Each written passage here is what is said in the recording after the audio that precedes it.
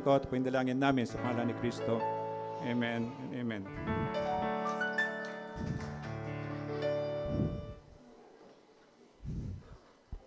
Good morning. Oh, Christmas na. Bati mo, Merry Christmas. kahit anong mangyari sa mundo, Christmas will be merry, tama? Kasi ang gitna na celebration ng Pasko, ito yung pagsilang ni Jesus na siya ang ating Panginoon at tagapagligtas. So kung ikaw ay anak na ng Diyos, kung ikaw ay Kristiyano, kung naintindihan mo yon, ito yung tunay na celebration ng Pasko. At salamat sa kabutihan ng Diyos. At nakikita ko pati yung mga malalayo, salamat sa Panginoon na maranasan natin muli ang pagmamahal niya. Hindi lang ngayon, hindi lang bukas. Lalo na ang purpose niya, magkaroon tayo ng kaligtasan para yung pagmamahal na ito, maranasan natin sa for eternity. Ang buhay sa lupa ay maiksi lang, hanggang 120 years. At sabi nga, we are living on a borrowed time, kaya itong hiniram na oras na to, samantalahin natin, enjoyin natin. Ito yung gusto ng Diyos na maging lubos ang ating kagalakan. So salamat sa Diyos, itutuloy niya itong sa aral natin sa Book of Luke, na napakaganda niya. Nakita niyo, ilang buwan na tayo dito. Ilang buwan na tayo dito. Siya yung pinakamahabang sinulat sa Bible, pati na yung Acts, di ba, siya yung sumulat noon. Pero natandaan niyo, isang karakter na makikita natin kay Lucas, very humble siya. Sa dalawang libro niya, pinakamahabang nasulat sa New Testament, hindi niya binanggit ang pangalan niya. So ito yung natutunan niya to become Christ, to become like Christ. Sabi ni Christ, di ba, dumating ako hindi para paglingkuran, dumating ako para paglingkuran kayo. And yun na pagdating natin ng heaven, sabi niya, di ba, you will dine with me in paradise. Kakain kang kasama ko doon sa aking mesa. At ang doon ako, naniniwala ako na si Jesus ang nagsaserve ng pagkain. Kung paano niya gumawa ng mga tinapay at isda doon sa miracle na ginawa niyang nagpakain ng 5,000 lalaki at pagsama-sama mo yung babae pati bata, siguro roughly mga 25,000, pero ilang isda lang, ilang tinapay, kasi lumalabas sa kamay niya. Yun ang tunay na miracle na hindi kayang gawin ng tao. And again, bakit may miracle? Bakit gumagawa ng miracle ng Diyos? Hindi para maligtas tayo. Gumagawa ng miracle ng Diyos para maging matatag ang ating pananampalataya. Kaya dito sa pag-aaralan natin, sabi niya, nakarang linggo, merong makipot na daan. Kaya kailangan mong pagsumikapan para makapasok ka doon. So halimbawa, medyo healthy ka, talagang isisiksik mo para makapasok ka doon. Kasi makiti na pintuan. Kasi sabi niya, malinaw, yung malawak na daan o malawak na pintuan, pwede kahit ano doon. Pero yun, papunta ng hell yun, papunta ng impyerno. Pero ito yung makitid na daan, hindi po pwede.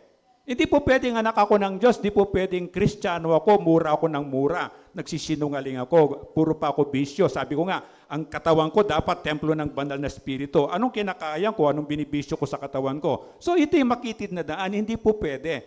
Pero ito papunta ng langit ito. Kaya tayo pipili, sa mga gustong pumunta, sa langit o impyerno, pero merong malinaw na pamamaraan. Ang malinaw na pamamaraan, sabi nga ng Diyos, doon sa abogado na medyo may kayabangan, di ba? Kasi matalino siya, abogado siya, mayaman siya. Sabi niya, Panginoon, paano pa makapunta ng langit? O sinagot ni Jesus na simple. Sabi niya, sundin mo yung mga kautusan. Anong sagot ng abogadong mayaman na bata pa? Buong buhay ko po, ginawa ko yon. Tama? Nararamdaman natin, ginawa ko yon. O sige, sabi niyang Panginoon, ano na lang, gawin nating dalawa na lang yung utos. Kasi binabago niya yung usapan nila eh. Ang tinatanong niya, paano makapunta ng langit? Ang sabi ng Diyos, sundin mo yung kautusan. Sabi niya, mahalin mo yung kapwa. Sino naman yung kapwa ko? Iniiba niya yung usapan. Ang sinasabi lang ni Jesus, sige, dalawa lang, para sa atin na rin to. Dalawa lang. Gusto makapunta ng langit, sabi niya, mahalin mo ang Diyos ng buong puso, buong kaluluwa, buong kaisipan, buong lakas. Ibig sabihin, mahalin mo ang Diyos buong pagkatao mo. Siya yung number one sa buhay mo. Siya yung first love mo. O isa lang yan, sabi niya. Dalawa lang ha. Ito lang at saka dalawa lang. Ano yung pangalawa? Sabi niya, mahalin mo yung kapwa mo katulad ng pagmamahal mo sa sarili mo. Itong abogado na matalino, alam niya yung kautusan, memorize niya, maring iba doon talaga sinusunod niya. Pero hindi niya maamin kay Jesus na, hindi ko po kaya yon. Hindi po kita kayang mahalin ng todo. Hindi ko po kayang mahalin yung kapwa ko katulad ng pagmamahal ko sa sarili ko. Ito lang ang inaantay ni Jesus. Naaaminin ko, God, wala po akong kakayahan para makapunta ng langit. Kundi mo po ako tutulungan. Kundi ka po maawa sa akin, hindi ko po kayang hindi magkasala kahit isa lang sa isang araw. Wala po talaga akong kakayahan. Ito yung inahanap ni Jesus sa puso ng bawat tao. Hindi ko po kaya. Kailangan po kita. Tulungan mo po ako. Ayoko pong pumunta ng impyerno, pero kung di mo po ako tutulungan, doon talaga ako pupunta. Kasi everyday po nagkakasala ako. Hindi ko po kaya maging perfecto at ito yung inaantay ng Diyos. Sabi niya, makipot na daan, hindi pwedeng bara-bara. Hindi yung gusto ko, kundi yung gusto ng Diyos. Kasi siya yung Diyos eh. Ako nilalang niya ako eh. Hindi naman siya yung presidente ko na pwede ako magreklamo, pwede ako mag-suggest, pwede ako gumawa ng anuman. Hindi. Hindi ko binoto ang Diyos. Siya ang Diyos, siya yung lumikha ng langit at lupa. Siya yung lumikha sa akin. Kaya, Panginoon ko siya, susunod lang ako sa Kanya. Wala akong anything, wala akong right. Kaya nga yung kaligtasan ko, regalo lang siya, di ba? Regalo, 100% na bigay ng Diyos, wala kang contribution kahit na konti. Ito, regalo ng Diyos. Kaya sabi niya, para sana maintindihan mo, Diyos ako, sabi ng Diyos, nilalang kita. Alam mo dapat ang role mo. Alam mo dapat ang position mo. Kaya sabi niya, it takes a lot of humility, kapakumbabaan sa Diyos na God, tulungan mo po ako, maawa ka po sa akin. Tulungan mo po pamilya ko. Tulungan mo po negosyo ko. Tulungan mo po yung doktor ko. Mabigyan po ako ng lunas sa karamdaman ko. Lahat ito, kung lalapit lang tayo, God is sovereign. Meron siyang sapat na kapangyarihan gumawa ng anuman kasi walang imposible sa Kanya. Kaya sabi niya, gusto mong pumunta ng langit? Pag sumikapan mo, makalusot ka sa makipot na daan nung last week na pinag-aralan natin. Ngayon naman, merong question, konti lang ba ang maliligtas? At sana mamaya may sagot natin ito sa pag-aaralan natin. Susundan natin sa last week itong Luke chapter 13, verses 22 hanggang 30. Pwede ba tayong tumayo bilang respeto sa pagbasa ng salita ng Diyos at sabay-sabay nating basahin? Lucas chapter 13, verses 22 hanggang 30.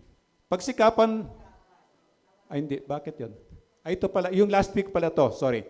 Ito yung ngayon. Ang pagmamahal ni Jesus para sa Jerusalem. Luke 13, 31 hanggang 30. Sabay-sabay nating basahin. Dumating noon ang ilang Pariseo at sinabi nila kay Jesus, umalis na kayo rito dahil gusto kayong ipapatay ni Herodes. 32, subalit sumagot siya, sabihin ninyo sa asong gubat na yan, na nagpapalayas pa ako ngayon ng mga demonyo at nagpapagaling ng mga may sakit. Gayon din ang gagawin ko bukas at sa ikatlong araw ay tatapusin ko ang aking gawain. And 33, ngunit dapat ako magpatuloy sa aking lakad ngayon, bukas at sa makalawa, sapagkat hindi dapat mamatay sa loob ng Jerusalem sa labas ng Jerusalem ang isang propeta. Amen. Ama, salamat po sa salita mo na pwede po naming basahin, pag-aralan, at makapulot po ng mga bagay na pwede po naming gamitin sa araw-araw na buhay po namin. Pero Panginoon, kundi po kami tutulungan ng iyong banal na Espiritu mo, hindi po talaga namin ito kayang intindihin. Kaya tulungan mo po kami, sa kapangyarihan mo po, O Diyos, maintindihan po namin yung spiritual na meaning po nito. At ako po, O Diyos, ang iyong lingkod, tulungan mo po ako, itago mo po ako sa iyong likuran, yung gusto mo lamang po ang masabi ko. At kung may masabi po akong hindi mo gusto, O Diyos, ngayon mismo, O Diyos, ay salain mo po ito. Huwag mo pong hayaan matandaan o maintindihan man. Salamat po, Diyos, sinusuko po namin sa iyo at ino-offer po namin sa iyong oras po namin sa pakikinig ng iyong salita. Ingatan mo po kami, alisin mo po yung mga distraction at yung mga problema po namin, O Diyos, mamaya po na po namin isipin. Ngayon, O Diyos, i-focus po namin ang 100% po ng attention po namin sa iyo lamang. Tupindalangin ko, tupindalangin namin sa pangalan ni Kristo. Amen and amen. Pwede pong umupo. Sino ba talaga ang pumatay kay Jesus? Ito sana yung masagot natin mamaya. Sa Nazareth, natandaan nyo, taga dyan si Jesus, dyan siya sinilang, dyan siya lumaki, hanggang sa maging umabot na siya ng mga 30 years old o 31 years old. At nagsimula siyang mangaral, di ba? And then, nung nangangaral siya, pumunta siya. Imagine mo, ang nandyan, kamag-anak niya, magulang niya, kapatid niya, pinsan niya, kaibigan niya, kababayan niya. Pero, nung magsalita siya ng katotohanan, nagalit sa kanya, di ba? And then, pinressure si Jesus sa lugar ng Nazareth, makita mo yon. Siyempre, ang Israel, puro bundok-bundok yon. Tinutulak siyang gano'n, pinipressure siya para mahulog doon at mamatay. Siyempre, hindi pwede mangyari yon.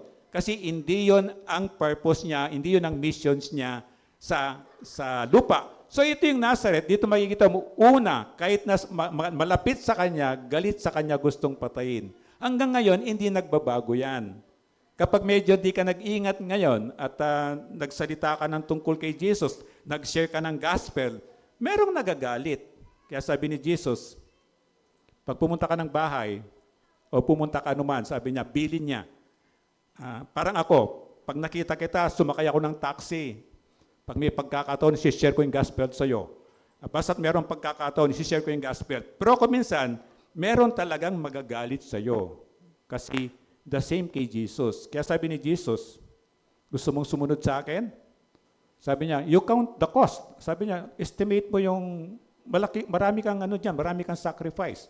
Kaya sabi niya, kailangan mo mamatay sa sarili mo. Yung ibang nga propeta, pinagpapatayan. Ito yung sinasabi ni Jesus. Ako nga walang bahay, so kung sumunod ka sa akin, wala kang bahay. Ako naranasan ko po yan. 26 years.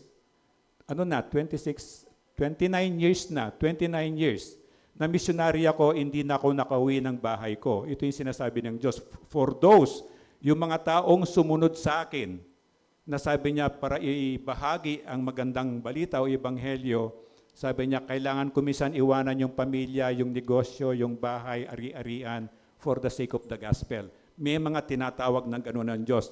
Kaya lang, ginawa mo na yon, naglilingkod ka sa Diyos, pero parang kay Jesus, pagtatangkang ka pang patayin. So kasama yon doon sa package ng pagtawag sa atin. Si Herod Antipas, bakit siya galit? Si Herod Antipas, hindi itong Herod the Great. Yung Herod the Great, ito yung tatay niya. Kaya lang, kung gaano kasama yung tatay niya, namana nitong anak. Kaya tinawag, remember, wala silang mga apelyido eh.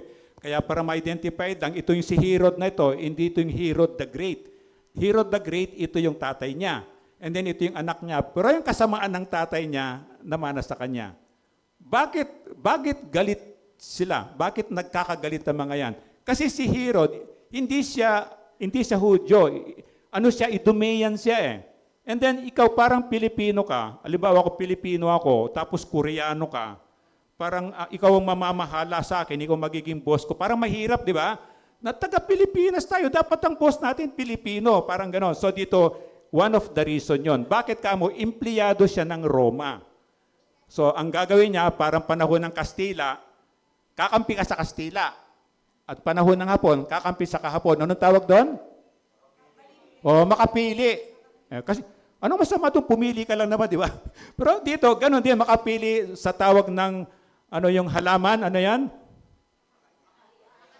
Hindi ba kaya? Makapili. Ano yung halaman na makapili? Yung parang istarang bunga niya, ano yan? Balingbing. Sa panahon ni Jesus, kahit sa panahon natin, may mga balingbing, di ba? Tingnan mo yung katabi mo. Mukha ba siyang balingbing? So ito sabi niya, meron Diyos at demonyo, i-anticipate mo yan, meron talagang away talaga, meron talaga. This is spiritual battle na kailangan mong ihanda ang sarili mo. Araw-araw to. Magtagumpay ka man ngayon, bukas, meron na namang gyera bukas. So every day, you have to prepare ang sarili mo. So sabi niya, nilinis na niya ang temple courts ni Jesus nung nagalit siya, di ba? Maraming tao hindi naniniwala na Diyos siya. Remember nung nabuhay sa muli, tapos nagpakita sa mga apostles niya, nagpakita siya sa grupo ng mga nananampalataya kay Jesus. Ilan lang sila? More than 500 lang. Imagine mo yung sumusunod kay Jesus, tens of thousands, 20, 30, 40,000 siguro. Pero siyempre, ang mga iba doon, pumupunta para sa pagkain, pumupunta para sa miracle, kagalingan, pumupunta para magkaragdag ng kaalaman. Walang masama doon, maganda lahat yun. Pero kokonti lang talaga yung tunay na manampalataya sa Kanya. Kaya ang nangyari, hindi nila naintindihan itong temple sa Jerusalem, ginawa nilang palengke. Wala namang masama sa palengke, magtinda ka sa baba dyan, wala namang masama doon. Kaya lang nandun na lahat ng pandaraya, nandun na lahat ng panloloko. Kapag nag-exchange ka ng pera, siyempre sa kanila, kung galing sa malayo, iba yung pera nila doon. Darating sila ng Jerusalem, kailangan nilang papalit yun. Nandun na yung pandaraya. And then, siyempre, kung alimbawa dito, nandito yung i-offer mo yung baka mo. Taga-Cagayan Valley ka, di ba? Alangan naman, dadali mo yung baka rito, di ba? Malaking gasto. So, bebenta mo yung baka mo doon, tapos sa baba, ipagpapalit mo yung pera mo doon. Doon na pumapasok yung pandaraya. Ngayon kung gusto kong bumili ng baka sa baba, siyempre para kumita, yung nagtitinda doon, dadayain niya. Yung mga bakang may kapintasan, siyempre mura lang yon. Yung bakang may sakit, mura lang yon. So dito nagalit si Jesus, sabi niya, nilinis niya yon kasi sabi niya, hindi ba ninyo nalalaman, itong templo to, ito ay templo na o lugar ng panalanginan. Parang dito, kaya kung bakit sinusuway natin yung mga bata, sinusuway natin yung iba, may mga rules. Kasi templo ng Diyos dapat banal na lugar. Makikita ng Diyos sa puso't isipan natin na ito'y nirerespeto natin, minamahal natin, inaalagaan natin. Kasi para sa atin to. Kaya galit si Jesus, the same sa puso natin. Yung templong ito, ang pinaka-templo ng Diyos, templo ng banal na spirito, itong puso natin. Kaya nililinis niya yan. Ano ba yung masasama dyan? Yung mga galit, yung mga bitterness, yung mga kasinungalingan. Di ba? Remember, ayaw niya yung mga hypocrite na pag kinumusta mo, kumusta ka? Okay lang, pero hindi naman siya okay. Di ba? Mabuti bang hindi nila sumagot para hindi siya nagkasala. So, ganito sabi ng Diyos, nilinis yung temple, the same hanggang ngayon ginagawa sa atin, nililinis ng Diyos, hindi lang itong ISIAP Center, kundi itong pinaka-puso natin yung gusto niya. Araw ng pamamahinga, itong binabati ko sa kanya. Ito, sa kanila, Sabado yon. Pero dito sa atin, ito yung araw ng pamamahinga, ginawang Sunday. So, alangan naman na umiba tayo sa mundo sa pagdating sa gano'n. So, sunod na lang tayo. Araw ng pamamahinga, araw para magsimba, araw para gumawa ng kabutihan, araw para magpahinga. Yung mga naglalaban ng Sunday dyan, ha? Pwede ka ba maglaban, meron kang 6 days, ha? Sunday ka pa maglalaba. So, yung mga gano'n, natatandaan mo. Pero si Jesus, galit sa kanya. Bakit? Para nagtrabaho siya araw ng pamamahinga, di ba? Nagpagaling siya ng may sakit. Hindi niya naintindihan. Si Jesus yun eh. Diyos yun eh. Ang araw ng pamamahinga, para sa atin, hindi para sa Diyos. Hindi naman nagpapahinga ang Diyos eh. Hindi naman siya napapagod. Hindi siya nagugutom. Di ba? Perfect siya eh. So, ang araw ng pamamahinga, yung Sunday, para sa atin, hindi para sa Kanya. Kaya sabi ng hindi naintindihan ng mga tao yon. Na pag Sunday, ito yung gagawin mo, yung role mo, ang Diyos, siya ang Diyos ng araw ng pamamahinga. Para ngayon, siya yung Diyos natin. Hindi siya dapat sumunod sa atin. Magkaiba tayo. Dapat maintindihan natin yon. So tinawag ni Jesus ang Ama, ang Diyos Ama ng Ama. So nagalit sila. Sabi nila, blasphemy yan. Hindi kasi sila naniniwala na si Jesus ay Diyos. At hanggang ngayon, marami ang maling katuruan na hindi naniniwala na si Diyos, si Kristo ay Diyos. Ito yun. Ito yung mga hindi alam ng tao, they belong to Antichrist. Kasi kung sino man na hindi naniniwala na si Jesus ay Diyos, hindi alam ng taong yon, kasalib siya sa mga Antichrist. Alam mo na yung Antichrist, labang kay Kristo. Ganun lang naman yun. Kristo tsaka demonyo. Magkalaban talaga, hindi pwedeng magsanib yan. Kaya pag wala ka kay Kristo, wala ka sa Diyos, nasaan ka? Dito ka. Kung wala ka sa demonyo, nasaan ka? Na kay Jesus ko, ganun lang yun. Hindi siya ginawang komplikado. Kaya sabi niya, hindi kasi sila naniniwala. Kaya dito sana, doon tayo, hindi natin maintindihan. Pero alam mo yung sinasabi ko paulit-ulit na ang tunay na pananampalataya, ano yung tunay na pananampalataya? Kapag sinabi ng Diyos, maniwala ka na. Huwag ka na mag-isip-isip pa, huwag ka na manalangin. Diyos ang nagsabi. Hindi magsisinungaling ang Diyos at sasabihin ng Diyos, siya'y katotohanan kasi puro katotohanan lang ang sasabihin niya. So pag-practice mo ng pananampalataya, pag sinabi ng Diyos, maniwala ka na lang. If God said it, just believe it, ika nga. And then 31, dumating na noon ang ilang Pariseo at sinabi nila kay Jesus, umalis na kayo rito dahil gusto kayong ipapatay ni Herodes. Kasi titignan mo rito, di ba, galit ang mga Pariseo kay Jesus? Eh bakit dito parang may malasakit sila kay Jesus? Di ba? Di mo naisip yon?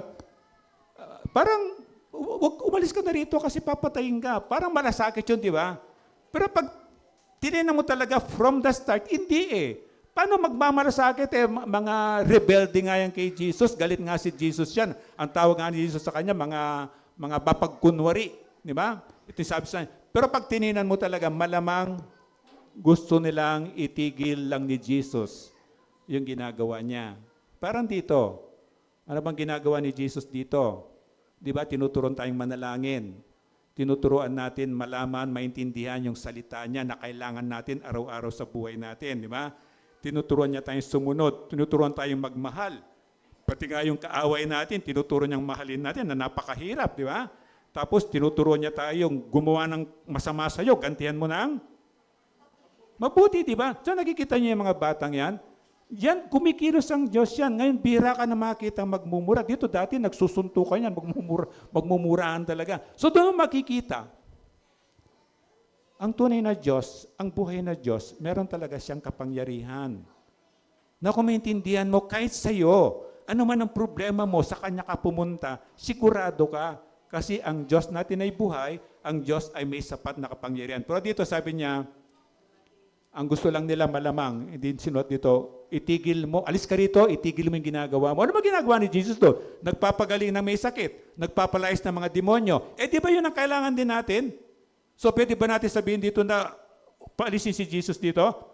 Pero parating ganun. Remember doon sa sino mahilig sa Starbucks? Wow, masarap ang Starbucks. Ay, yung mabango ang coffee niya, di ba? Di ba nakikita niyo yung logo niya? Yun si Dagon, sa Bible, si Dagon o Dagon yon, parang yung fish god. So merong bayan, nasa baybay dagat sila. Siyempre, nasa baybay dagat sila, anong trabaho mo? O siyempre, mangingisda. Di ba? Nandun ka sa dagat, alam mo, magtanim ka ng talong doon sa dagat, di ba? So ito yung hanap buhay nila. So, siyempre sa pangingisda nila, paglahot nila malamang may na-encounter silang siguro mga pating, mga malalaking dambuhalang na may namamatay siguro, nasisira yung bangka nila, inaagaw sa kanila yung huli nilang isda, di ba? So ginawa nila, gumawa sila ng rebulto ng isda. Kalahati isda, kalahati tao. So malaki siya, ginawa nila, nilagay sa temple. So nagwo-worship sila doon, nagsasamba sila, nananalangin para ingatan sila na itong Diyos nilang si Dagon, na paghayo nila sa dagat, puproteksyonan sila. And then itong si Diyos, ang God, wala pa si Jesus, nandito siya, di ba? Nandito yung kabanantipan, di ba? Binubuhat lang to.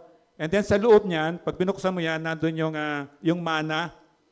Nung wala sila makain, pag umaga, pukuha ng mana, may pagkain ka. Masarap yun para siyang crackers na merong honey. At tapos nandiyan yung stick ni Aaron na may tumubong bad. Katunayan na tunay ang Diyos, totoong Diyos. Tapos meron dito yung 10 Commandments. Di ba? Do dala-dala nito. Nandun na si Jesus, si Espiritu pa, pero hindi pa siya nagkatawang tao. So ito, buhat-buhat na mga ito, kung saan sila dadalhin hanggang sa dumating sa promised land. And then, napunta sila dito sa lugar na ang Diyos nila ay si Dagon. So, ipinasok ito sa temple, alam nila, Diyos ng Israelita ito, pinasok sa temple, nandiyan sa Sangtabi ito, siyempre yung rebulto nila, malaki-malaki, di ba? And then, nandun yung sa Diyos, nandito yung rebulto na si Dagon dito, and then, nag-worship sila, samba-samba sila, and then, umuwi sila ng bahay. Eh, siyempre, kinabukasan, ito, pakinggan nyo. Kinabukasan, balik sila sa temple. Ano gusto ko sabihin dito? Tayo, once a week lang. Once a week lang tayong pumupunta sa temple. Kung minsan parang inihila mo pa yung mga ano mo, mga paa mo, di ba? Tapos ang dami mong dahilan kay pastor na kasi yung sinampay mo, maglalaba ka, wala kang pamasahe. Ang dami-daming dahilan, di ba? Alam ng Diyos 'yon. Pero sa kanila araw-araw, ang gusto ko lang i-emphasize dito, pagpunta nila kinabukasan, nakatumba itong malaking rebulto ni Dagon. Putol tong mga kamay niya. And then, hindi pa pala putol. Tinayo nila. O bura-bura, erase. Hindi pa siya putol. Tinayo nila, nare-record. Ano siya? Tinayo nila, and then worship sila. Samba sila, nanalangin sila. And then uwi sila siyempre, di ba? And then kinabukasan, balik sila. Hindi lang nakatumba. Putol ang ulo, putol na parang torso, putol-putol ng ganon. Anong ginawa nila? Pakinggan nyo to. Anong ginawa nila? Sabi nila sa mga Israelita, alam nila simbolo ng Panginoong Yesus, alam nila simbolo ng Diyos. Nakita nila yung kapangyarihan niya, walang magagawa yung rebulto nila na hindi makatayo sa sarili niya. Anong ginawa nila? Pinaalis ang mga Israelita. Na dapat tinapon na itong Diyos-Diyosang ito at ito yung pinaniwalaan nila. Siyempre ang Diyos, hindi niya ipipilit ang sarili niya sa atin. If you will welcome Jesus, kung tatanggapin mo siya ng may kagalakan, pagpalain ka kapatid. Pero ang turo ng Diyos, kahit sa akin ang turo ng Diyos, ayaw mong tanggapin yung sinasabi kong magandang balita. Kung halimbawa, bahay mo to, pinuntahan kita at ibinahagi ko sa iyo yung libreng regalo ng Diyos, yung pagbabayad ng kasalanan natin para makapunta ng langit. Ayaw mong maniwala doon, ayaw mong tanggapin yun. Anong bilin ng Diyos sa akin? Iwanan kita, ipapagpag ko yung tsinelas ko o sapatos ko. Hindi ako mag-iiwan kahit katiting na pagpapala, lalo na kapayapaan sa bahay mo. At ang utos pa ng Diyos na hindi ko kayang gawin, patawarin ako ng Diyos, paglabas ko sa kalsada, i-declare ko na lahat ng tumanggi kay Jesus, paparusahan ng Diyos ngayon pa lang. Hindi ko kayang gawin. Pag ginawa ko yun, sabi ni Jesus, yung iba pinatay. So no wonder kahit kay Jesus, galit sila kasi sinasabi niya yung katotohanan. At hanggang ngayon, pag hindi ka nag-ingat sa pagsasabi ng katotohanan, kahit na totoo yun, of course, ingatan ka ng Diyos. Pero sabi ng Diyos na kailangan mong, you have to die of yourself kung susunod ka sa akin. Ibig sabihin, patay ka na. Para patayin ka man, sabi niya, ang demonyo, meron siya kayang pumatay. Pero ang Diyos, hindi niya kailanman pwedeng mamamatay yung espiritu mong meron ng buhay na wala hanggan. Ito yung sabi niya na gusto niyang itigil si Jesus. Parang dito, alam mo yung, of course hindi niyo alam. Alam niyo yung battle natin dito. Kung alam lang niyo yung battle natin, ultimo pusa, adlang sila sa Diyos. Kung mapapasok kayo dyan, pag-akyat nyo sang danan, lahat ng baho nandyan. Akala mo pusa lang, hindi. That is part of the spiritual battle. Kung bakit tatay ang pusa dyan, pwede naman sa bubong. Kasi pag natapakan mo yon, umakyat ka, dumating ka rito, madi-defile ito. Magiging marumi siya. Even sa Israel from the beginning, sabi niya, meron silang kampo, di ba?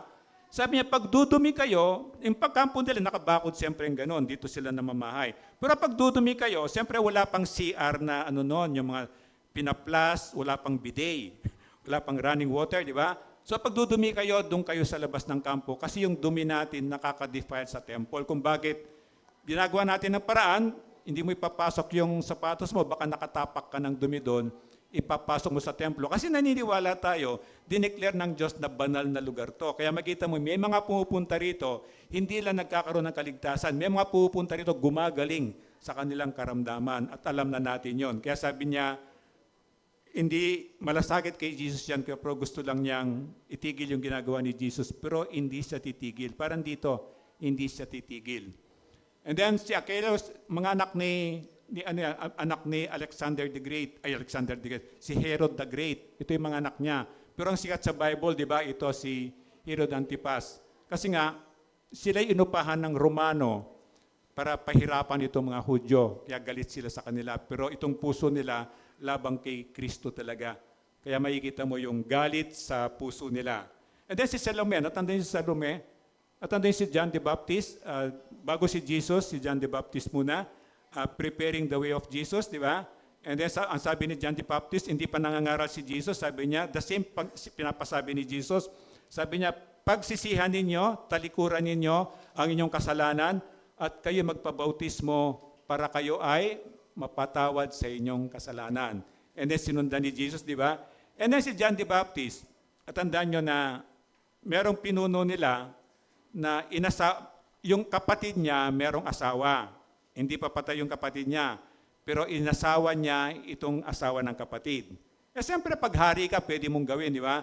Pero si John the Baptist, dahil maka-Diyos siya, sabi niya, itigil mo yung kasamang ginagawa mo. Ano gagawin ng hari sa'yo? Magagalit talaga isang hari. And then inasawa ng hari, may anak siya si Salome. Tatandaan niyo yan, birang mano yung Salome. Kapag hindi mo sinesearch, hindi mo makikita sa Bible. Yung si Salome, anak ng kabit ng hari. Kasi yung babae, asawa ng kapatid niya. And then, nirebuke siya ni John the Baptist. So, nagalit siya. Galit yung babae, siyempre galit din yung lalaki. So, nangyari nung birthday nitong pinuno nila, siyempre merong malaking handaan. At itong Salome, sumayaw.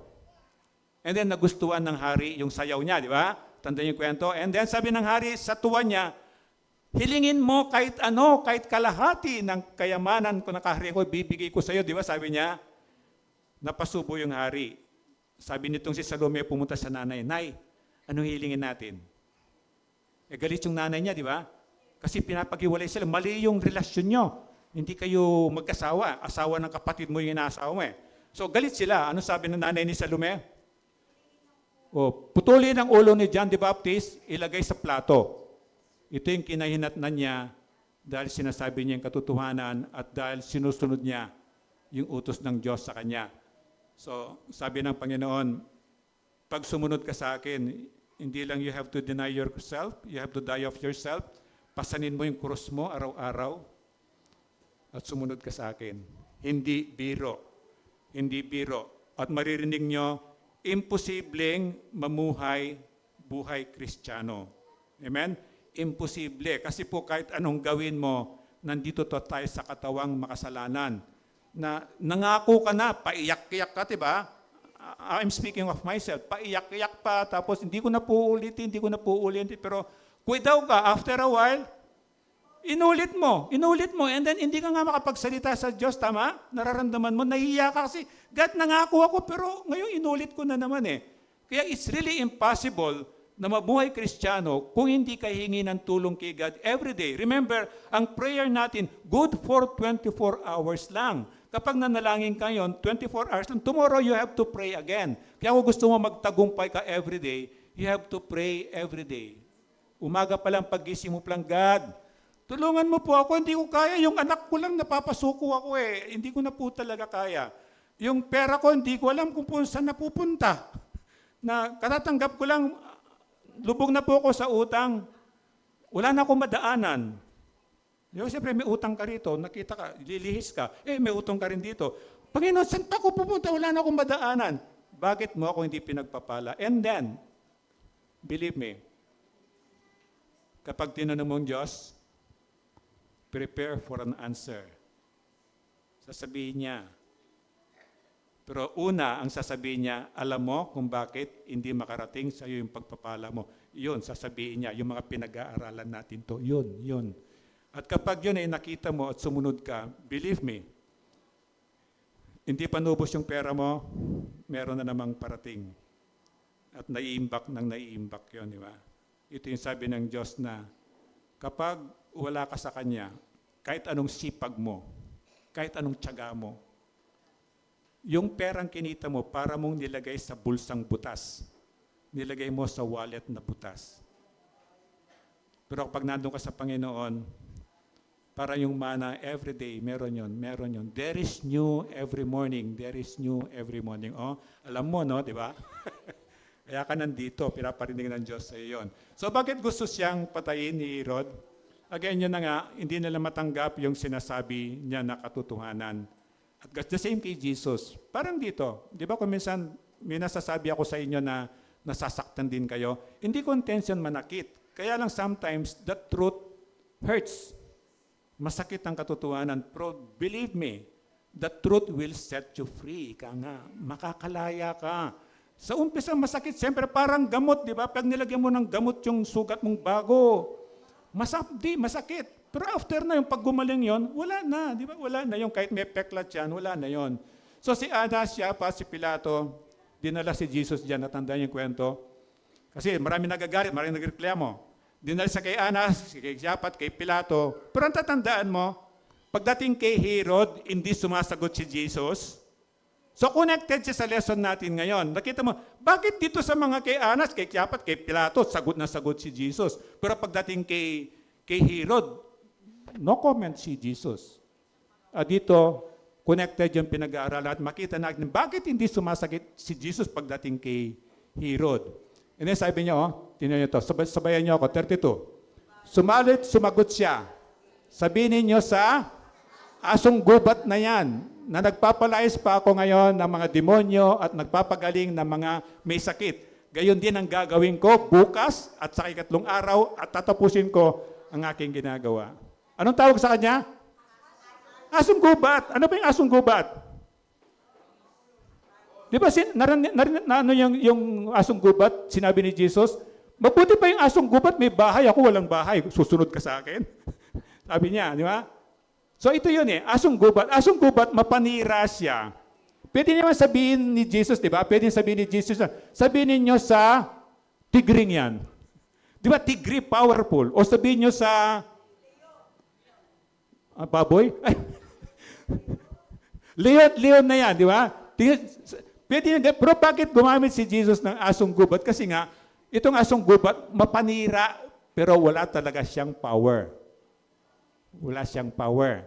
So parang, sino ka para pigilan mo ako sa ginagawa? At nakita nyo, sino ka para pigilan mo ako sa ginagawa ko? Basta tatapusin ko itong ginagawa ko. Ito sinasabi ni Jesus, kaya tinawag siyang asong gubat. So makita mo dito kung bakit, nung hinarap siya kay Herod, no comment si Jesus. Sa ibang pinuno, sa ibang hari, sumasagot si Jesus. Pero pagdating kay Herod, hindi siya comment kasi alam niya, hindi ka kasama sa formula. Hindi ka kasama sa formula, kaya hindi kita papansinin. Kaya sabihin niyo sa asong gubat na yan, sabi niya, tatapusin ko ano man yung ginawa ko. Ito yung gustong-gusto kong pangako ni Jesus. Kahit nakikita ko sa mga dinidisciple ko, masigasig sila sa Diyos, masipag, naglilingkod. Tapos pagkatapos ng wala na sila. Alam mo, in-encourage ko na lang sarili ko na God will finish kung ano man yung sinimulan niya. Ito yun Again, tatapusin ko, sabi niya ang aking gagawin. So parang sa atin, tatapusin ng Diyos ang ginagawa niya sa iyo. Of course, pag ganun-ganun sigurong buhay mo, pero don't worry. Mabuti ang Diyos, mabuti yung plano niya sa iyo. Yung mabuting planong yon, tatapusin ng Diyos yon sa takdang panahon na tinakda niya. So tuloy-tuloy sabi ni Jesus, yung sabi niya, bukas hanggang makalawa, hindi yung number of days. Ang pinapahiwatig lang ni Jesus, parang figure of speech. Tuloy-tuloy ko yung gagawin ko hanggang matapos ako, para yung sinasabi niya. Kaya na para maintindihan natin, yung sabi niya, tutuloy ko yung ngayon, yung bukas, sa makalawa at pangatlo, pero ibig sabihin nun, hindi ako titigil hanggat hindi natatapos ang pinapagawa ng aking Ama na nasa langit. Ito nga yung pagbabayad sa kasalanan natin, yung pagtutubos sa atin sa kaparusahan sa impyerno. Kaya sabi niya, di ba, nung after na, bago namatay si Jesus sa cross, yung huling nga sa 7 last words, sabi niya, tetelestai, it is finished. Tapos na. Bayad na. At ngayon, kung ano man ang buhay natin, mamaya meron tayong communion, ito yung gusto kong maalala natin. Ano yung naging resulta nito? Ini-enjoy natin ngayon to. Ini-enjoy natin na meron tayong hope, meron tayong pag-asa na mamatay man tayo, itong katawan natin, ihiwalay sa espiritu natin, pero yung espiritu natin babalik sa langit. Because of what Jesus did. Magkakasala ko bukas, Bayad na yan, binayaran na ni Kristo yon. And then sabihin mo sa akin, Pastor, bayad na pala yung kasalanan mo bukas, di magkasala ka na lang. Hindi rin eh. Bakit ka mo? Nakatira sa puso ko yung Holy Spirit eh. Gagabayan niya ako. Hindi niya hayaan gawin ko yon. Hindi niya hayaan babastusin ko yung ginawa ni Jesus. Hindi niya hayaan aabusuhin ko yon. Kasi nakatira sa akin. Once na naniwala ka kay Jesus, tinanggap mo siya sa puso mo at sinuko mo ang buhay mo sa Kanya, meron siyang down payment. Ito yung Holy Spirit titira sa puso natin. Kaya kapag nag-iisip ka pala ng masama, gumagano, di ba? Gumagano yung puso mo, talagang kinakabahan ka, pinapawisan ka kahit nasa aircon ka, di ba? O tingnan mo yung kasabi mo kung pinapawisan. Hindi, pag pinapawisan, palamigin pa natin yung aircon. So ito yun eh. Sinasabi na ng Diyos, simple para maintindihan natin. Kaya sabi niya, tapos na, wala ka nang dapat gawin. Ang kaligtasan mo, regalo siya. 100%. Hindi mo kailangan tumbasan na magandang gawa, na magandang hindi. Yung magandang ginagawa natin, resulta ito ng pasasalamat natin sa Diyos kasi niligtas niya ako sa kabila ng alam ko yung pagiging makasalanan ko. Ito yung pasasalamat sa Diyos. It is finished. Wala nang isusulat na panibagong Bible. Kaya mag-ingat kayo sa mga katuruan ngayon, mga modern teaching ngayon. Wala nang isisilid. Kasi sabi niya, it is finished. Kahit itong Bible na to, tapos na to, wala nang another version na pupunta. Makakaproduce ka ng another version nito, malamang false religion yon o kulto yon. Kasi tinapos na ni Jesus yung problema natin. Tapos na yung problema mo, tapos na yung problema ninyo. Ang problema natin, yung kabayaran ng kasalanan na kamatayan, hindi natin kayang bayaran. At ang kaparusahan nun, buhay sa impyerno. At ayaw natin yun, di ba? Ayaw natin yun. Kaya salamat sa Diyos, tinapos na niya yung problema ng mga tao sa sanglibutan. Walang pwedeng kumuha sa buhay niya. Dapat matandaan natin yun. Kahit patay mo si Jesus, parang buhay natin. Iba sa inyo na narinig na niya, I attempted to commit suicide. Nung madown ako, nasunog ang restaurant ko, iniwan ako ng mahal ko. Meron na siyang iba. Hindi ko matanggap yun. Ayoko na, nakautang ako sa tatay ko, hindi ko nabayaran. So hindi ako makauwi sa amin. Alam mo, halo-halo to. Hindi pa ako Kristiyano siyempre. Nag-attempt ako mag-commit suicide. Pero salamat sa Diyos, hindi ako namatay, kundi nasa impyerno ako. Pero ang punto ko doon, wala akong kapangyarihan para kunin itong buhay na binigay ng Diyos sa akin. Sa ating lahat yon. Siya lang ang may kapangyarihan kung hanggang kailan ang buhay natin, kung anong pamamaraan, kung kailan, kung anong dahilan, kung saan man, siya lang yon. So ang gagawin lang natin, enjoy natin every day ng buhay natin. Itong resulta ng sabi niya, it is finished. Wala ka nang alalahanin. Pagkatapos ng buhay mo sa lupa, doon ka sa langit. At habang nandito ka, huwag kang mag-alala, sasamahan kita. Nandiyan ang banal na spirito mo sa puso mo. Sabi niya, sasamahan ka nun. Kaya sabi, enjoy mo na lang yung buhay mo. John 10:17, 18. Sabayan niyo ako. Dahil dito'y minamahal ako ng Ama, sabi ni Jesus, sapagkat iniaalay ko ang aking buhay upang ito'y kunin kong muli. Inalay niya, hindi siya pinatay. Inialay niya, ako na lang, ito na lang po. Ang kabayaran ng kasalanan na sanlibutan ay kamatayan, di ba? O ako na lang po, ito na lang pong buhay ko ang pambayad. So nakita mo na-imagine mo yung pagmamahal ni Jesus sa atin, na ikaw ba, halimbawa, makukulong ako. Sabihin mo pa na, ako na lang pong makulong, wag si pastor, di ba? Hindi eh. So ito yung sana maintindihan natin, ito yung pagmamahal ng Diyos. Pagmamahal ng Diyos, sabi niya, iaalay ko yung buhay ko para mabayaran yung kasalanan nyo. And then verse 18, sabayan nyo ako. Wala makakakuha ng aking buhay, kusa ko itong ibinibigay. Meron akong kapangyarihan, ibigay ito, at meron akong kapangyarihang kunin itong muli. Ang utos na ito'y tinanggap ko mula sa aking Ama. Remember nandun sa Garden of Gethsemane, nung bilang Diyos, katawang tao siya, Nakita niya yung daranasan niyang kahirapan.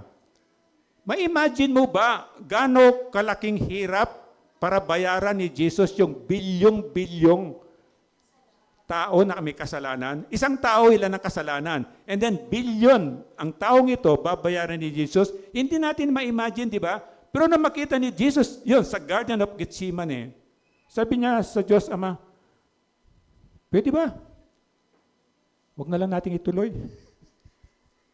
Kasi nakita niya, asagan, nakita niya, gaano katagal siyang mumurahin, hagupitin, gaano katagal niyang titiisin yung nakapako sa cross hanggang sa mabayaran niya up to the last sin ng bawat tao, and then sabihin lang niya, it is finished, and then nalagutan na siya ng ininga. Ito yun eh. Utos ng Diyos Ama, pero willing siya. Pero dinugtungan niya, di ba? Huwag na natin ituloy, kaya Ama, let this cup away from me. Pero sabi niya, but, God, let your will be done. Amen? Ito po yun. Mangyari po ang iyong kagustuhan. Ito yung sinasabi niya. And then 33, last verse natin. Ngunit dapat akong magpatuloy sa aking lakad ngayon, bukas, at sa makalawa, sapagkat hindi dapat mamatay sa labas ng Jerusalem ang isang propeta. Bakit kailangan mamatay sa Jerusalem? Kasi nandun ang pinili ng lugar na nandun ang temple, nandun yung holy ground. Of course, giba ngayon yon. Pero sabi ng prophecy, itatayo muli yon. Ako, nagpipray ako hanggang ngayon. Nakapunta na akong Israel, may mga opportunity na nai-invite pa rin. Hindi, sabi ko, gusto ko pumunta uli ako doon kapag meron ng temple worship doon. Parang ganon, kung bibiyaan ng Diyos. And then sa labas ng Jerusalem, mga propeta, ito yung remember sabi ni Jesus na pinadala ko yung mga propeta pero pinatay nyo. Sa Jerusalem yon na, kaya sabi ni Jesus, kailangan matupad yung pagbabayad ng mga kasalanan natin sa Jerusalem. And then dito mo rin makikita na kung bakit umiyak si Jesus sa Jerusalem. From the beginning, ito yung gagawin niyang modelo dapat. Pero nangyari, hindi sila naniwala kay Jesus. So, dinisiplina sila ng Diyos. Hindi pa rin hanggang ngayon. At ngayon, sabi sa prophecy, yung pinaka-halimaw on the last day, pinaka-last Antichrist na lalabanan ni Jesus. Kasi hindi kayang labanan ng tao. Kung makikita mo sa Revelation, pinag-aralan natin nung nasa Gomez pa tayo, yung may 10 sungay, ito yung mga 10 nation. Pag tinignan mo yung map ng Israel, napakaliit ng Israel. Pag hindi mo siya sinum, hindi mo makikita. Pero sabi ng prophecy, itong 10 sungay ng final Antichrist, yung pinakahalimaw, 10 nations to. At ngayon makita mo, meron pang kakampi ang Israel. Sino? Amerika. Pero ang prophecy, pati Amerika, papanig siya dun sa mga great nation. And then sila sila magkakampi-kampi against sa maliit na bansa. Bakit? Ipakita ng Diyos na siya ay tunay na Diyos. Papatunayan niya. And on the days to come, sabi niya, every knee, lahat ng tuhod, kay puti ka, kay brown ka, kay yellow ka, kulot ang buhok mo, mahaba, mahiksi, di ba? Pandak ka at matangkad ka, every knee should. Bakit? Kasi makikita na yung maniniwala lahat na siya ay tunay na Diyos, siya ay buhay na Diyos. Wala silang pananampalataya, kaya lang sa mangyayari, maniniwala sila. Ngayon ikaw, tanungin mo yung katabi mo, aantayin mo pa ba yun? Oh. Kung maniwala ka na kaya ngayon, di ba? Sabihin mo sa kanya. Kasi luluhod ka, nanginginig ang tuhod mo because of the power of God. Pero hindi ka ligtas kapag hindi ka naniwala. By that time, it's too late. It's too late. Kaya kapag sabi ni Jesus, binayaran ko ng kasalanan mo, hindi ko po naintindihan, Panginoong Jesus, pero gusto ko pong maniwala. Gusto ko pong maniwala. Haki na po, pahingi po ng libreng regalo mo na buhay na walang hanggan. Tulungan mo po ako, no? Isuko ko po yung buhay ko po sa iyo. Hindi ko po naintindihan, pero gusto ko po, ikaw po yung Panginoon ko, ikaw na po yung Diyos ko, ikaw na po yung maging prinsipe o Diyos ng puso ko. Ito yun eh.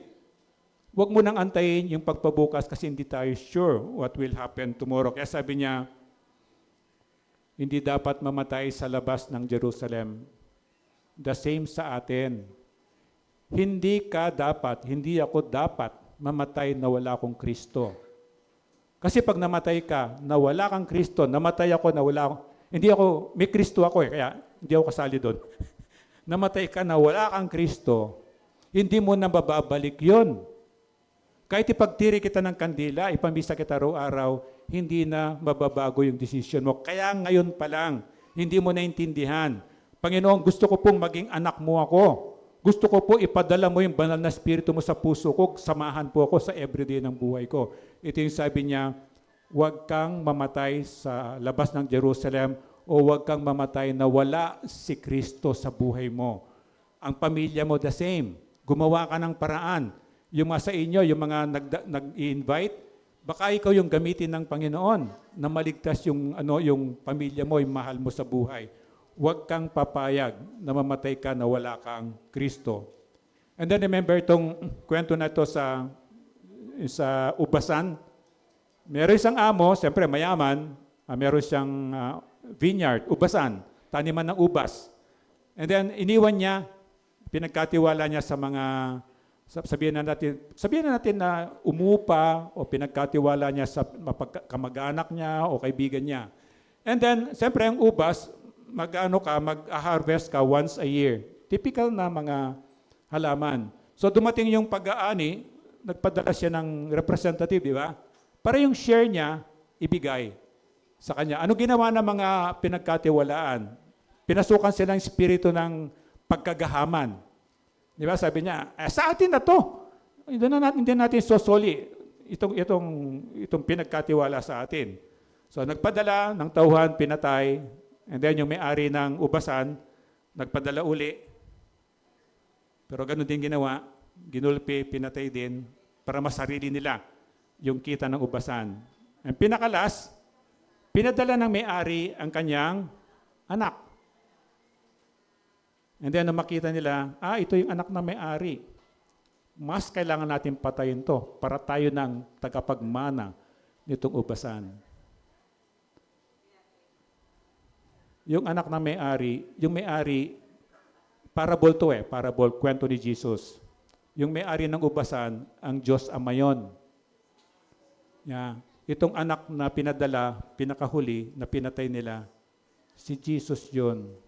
Nakuha niyo? So, pinadala sa atin si Jesus, anong ginawa? Pinatay. Na hindi naintindihan. Pinadala sa Jesus para sa atin. Para sa kaligtasan natin at para habang nandito pa tayo sa lupa, meron tayong kakampi, anak tayo ng Diyos. Hindi tayo pababayaan, iingatan tayo, babantayan tayo, pakakainin tayo, di ba? Yun eh. Pero hindi naintindihan. At hanggang ngayon, pag hindi ka nag-iingat, meron pa rin pumapatay kay Jesus in a sense. Na sinasabi ni Jesus na hindi ka kailangan mamatay sa labas ng Jerusalem. Hindi ka dapat mamatay na wala kang Kristo. Kasi simpleng salita, pupunta ka ng impyerno. At pag nandun ka na, wala nang magagawa.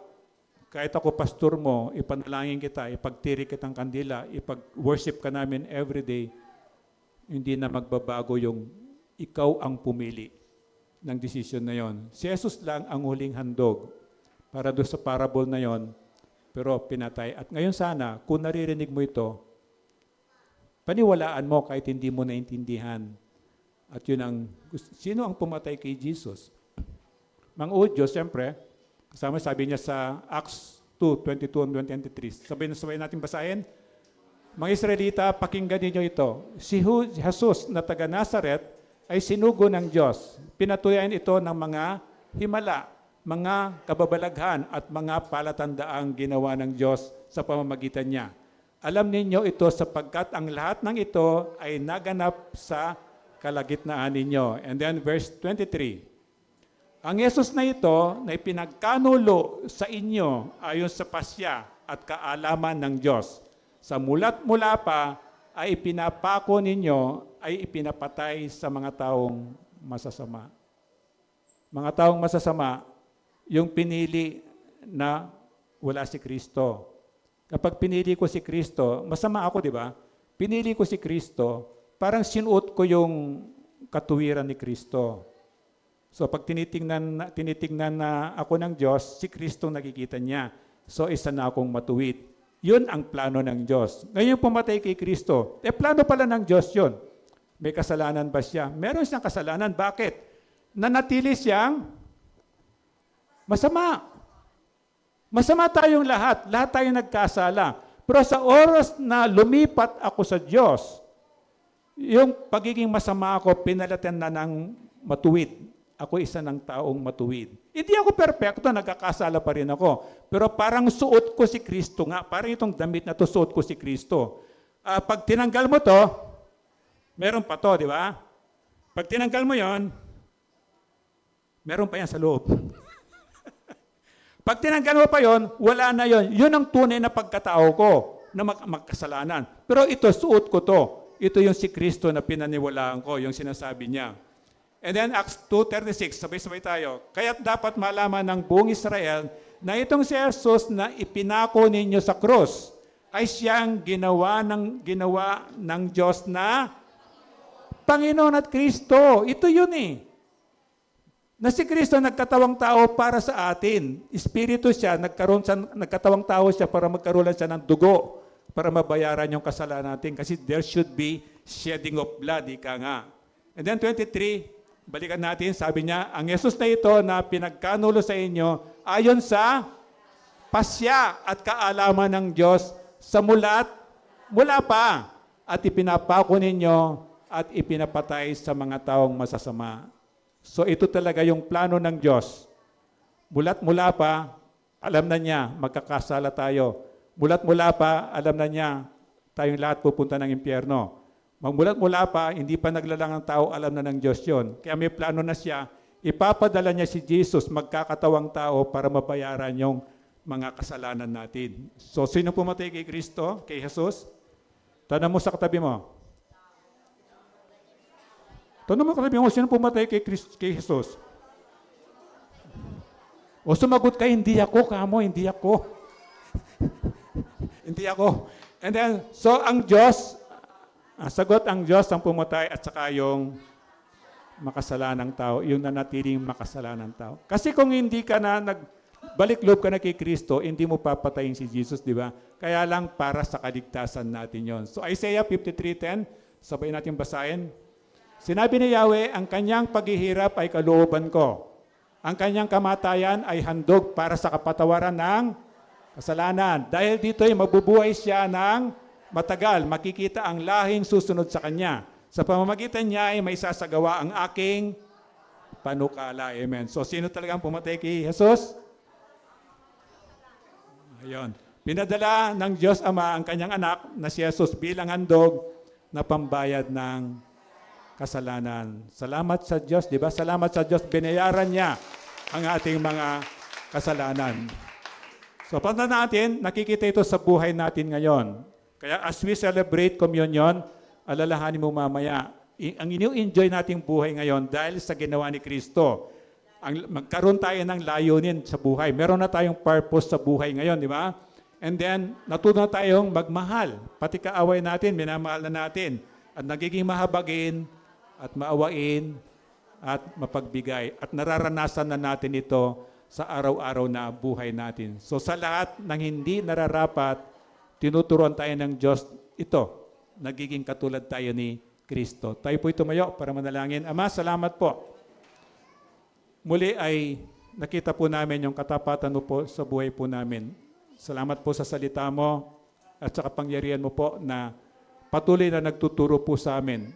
Mga kayamanan na nagagamit po namin, O Diyos, sa araw-araw na buhay po namin. At salamat po sa binigay mo po sa aming desire na every Sunday po ipagdiwang po namin yung banal na hapunan para maalala namin parati kung paano mo po binayaran ang aming mga kasalanan at makita po namin sa bawat buhay po namin yung tinatamasa po naming buhay na resulta po ito ng pagbabayad mo sa aming mga kasalanan at resulta po ito ng patuloy na pagtuturo mo po sa amin. Kaya mapurihan ka po namin, O Diyos, masamba ka po namin sa araw na to. Ito po yung dalangin ko, ito po yung dalangin namin sa pangalan ni Kristo. Amen. Pwede po umupo. So meron tayong communion. Kukunin nyo muna, tapos sabay-sabay tayo mamaya.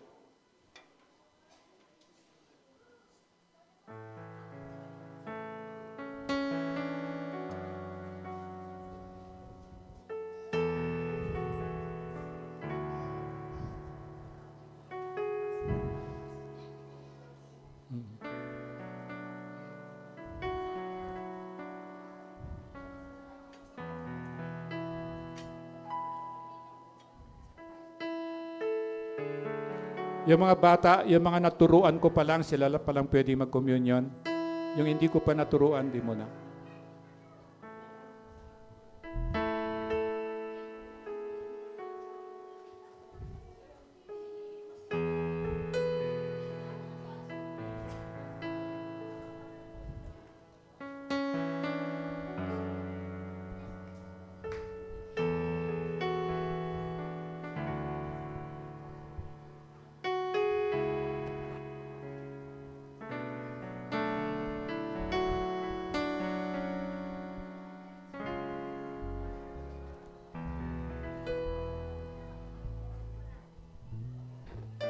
Hawakan niyo muna.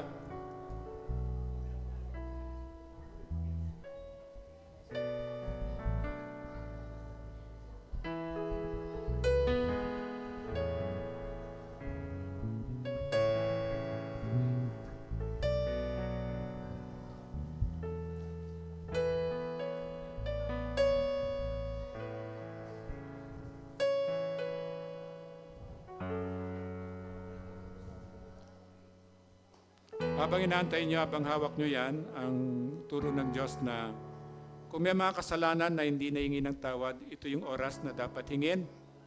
Kasi hindi tayo dapat mag-take ng communion nang wala sa yung unworthy, hindi maayos kasi may kaparusahan ng Diyos doon. Tapos ito na tinanggap mo na si Kristo kasi naniniwala ka na binayaran ni Kristo ang kasalanan natin sa kanyang pamamagitan ng katawan, dugo o buhay niya. Ito yung ginagawa natin ngayon na bilang pag-alala sa ginawa ni Kristo na pagbabayad sa ating mga kasalanan. So habang inaantay mo kami, pwede kang manalangin ng inang tawad. No, hindi pa. Bata, hindi pa. Sa kanya. Hindi pa pwede yung bata. Dapat maintindihan mo, paglaki mo, tuturuan kita. Ha? Yung mga nasa tamang edad sila, tuturuan sila. Kasi nga, pwede sila mag-fall doon sa taking communion in unworthy manner.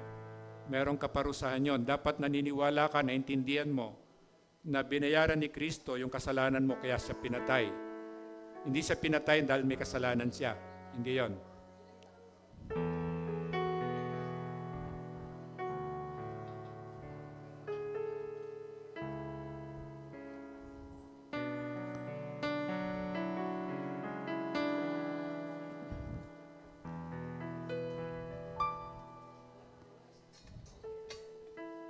Meron ka na?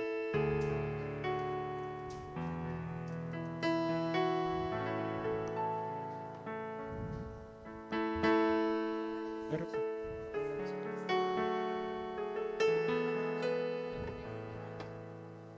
Sa kwarto ko, meron sa room ko, meron.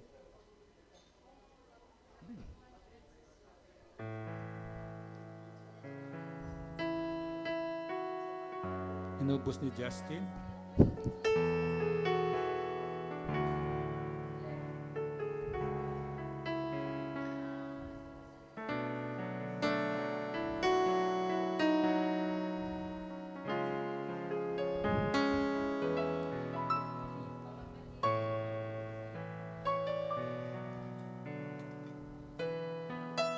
Ha?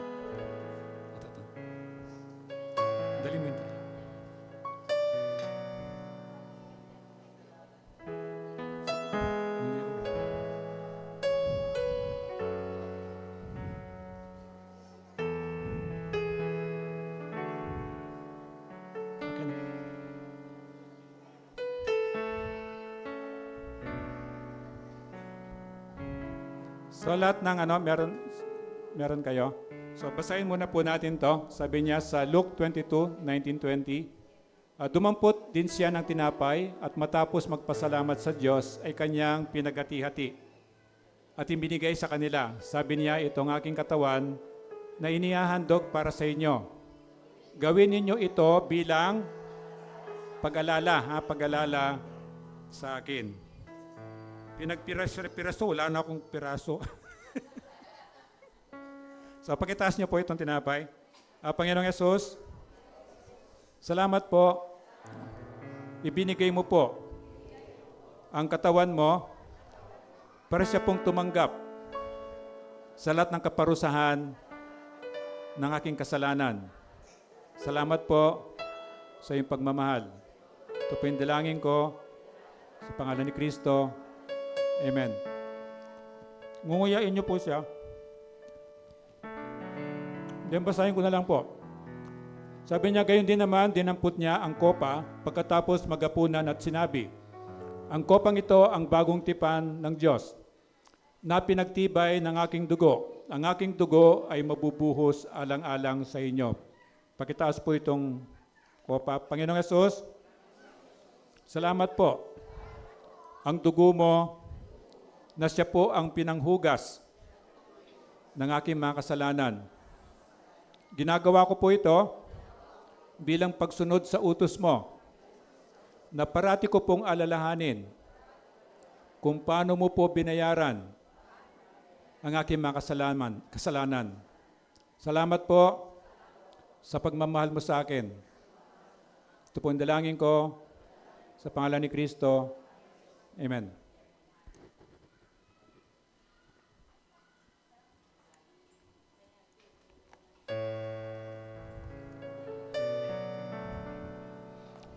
Salamat din sa Diyos na pagkakataon may balik natin sa kanyang portion ng pagpapala niya sa atin sa pamamagitan ng tithes and offering. Sabi niya, ang nagtatanim ng kakaunti ay aani ng kakaunti at ang nagtatanim ng marami ay aani ng marami. Ang bawat isa ay dapat magbigay ayon sa kanyang pasya, maluwag sa loob at hindi napipilitan lamang sapagkat inibig ng Diyos ang nagbibigay ng may kagalakan.